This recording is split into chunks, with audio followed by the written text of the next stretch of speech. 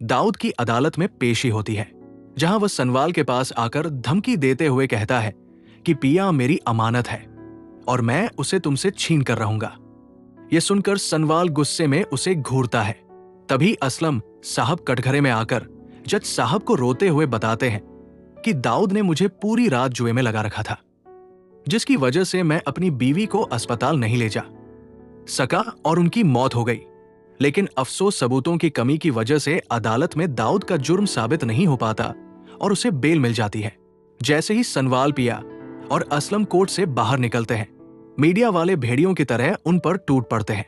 एक रिपोर्टर पिया के किरदार पर उंगली उठाते हुए पूछता है, क्या यह सच है कि आपकी एक गंदी वीडियो वायरल हो रही है? आप ये सब पैसों के लिए कर रही है ना? ये सुनते ही पिया रोने लगती है। सनवाल से पिया की बेइज्जती बर्दाश्त नहीं होती।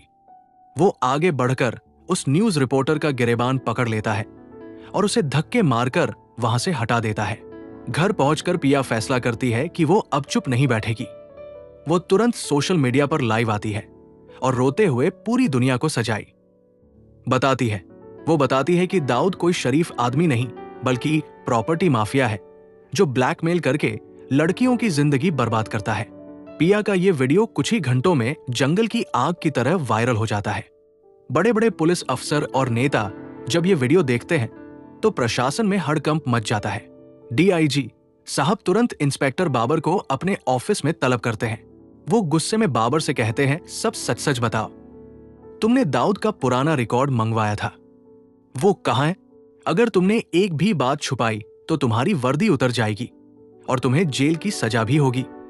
अपनी नौकरी खतरे में देकर इंस्पेक्टर बाबर टूट जाता है और दाऊद के खिलाफ सारे खुफिया सबूत और फाइल डीआईजी साहब के सामने रख देता है।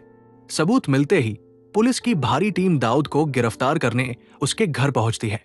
दाऊद भागने की कोशिश करता है, लेकिन पुलिस उसे घसीटते हुए जीप में डाल देती है। अगले दिन दाऊद को हथकड़ी लगाकर अदालत में पेश किया जाता है।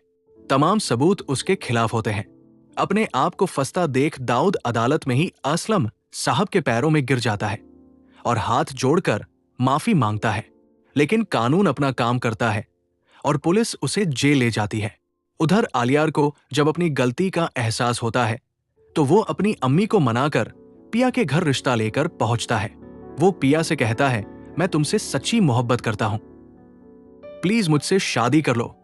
लेकिन पिया साफ इनकार कर देती है। वो सबके सामने कहती है, मेरा दिल सिर्फ सनवाल के लिए धड़का है और मैं सिर्फ उसी से मोहब्बत करती हूं। आलियार ये सुनकर मायूस हो जाता है, लेकिन वो पिया की खुशी के लिए पीछे हट जाता है। असलम साहब ये देखकर बहुत खुश होते हैं। वो उसी वक्त मौलवी साहब को घर बुलाते हैं। घर को फूलों से सजाया जाता है। मौलवी साहब सबके सामने पिया से पूछते हैं, क्या आपको सनवाल से निकाह कबूल है? पिया शर्माते हुए कहती है, कबूल है। फिर सनवाल भी खुशी खुशी कबूल है कह देता है। निकाह के बाद सनवाल पिया को अपने कमरे में लेकर जाता है और मूंग दिखाई में उसे एक बेहद खूबसूरत डायमंड का सेट तोहफे में देता है। दोनों अपनी नई जिंदगी की शुरुआत करते हैं। अगले दिन सुबह सनवाल को सस्सी की कॉल आती है।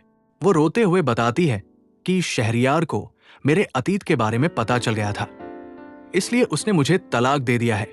सनवाल को सस्सी पर तरस आ जाता है। वो आलियार से बात करता है और आलियार और सस्सी की शादी करवा देता है ताकि दोनों अपनी जिंदगी में आगे बढ़ सके। कुछ महीने बाद अचानक पिया की तबीयत खराब हो जाती है। सनवाल घबराकर उसे अस्पताल लेकर भागता है। डॉक्टर चेकअप के बाद मुस्कुराते हुए बताते हैं कि पिया प्रेग्नेंट है। यह सुनकर सनवाल खुशी से झूम उठता है।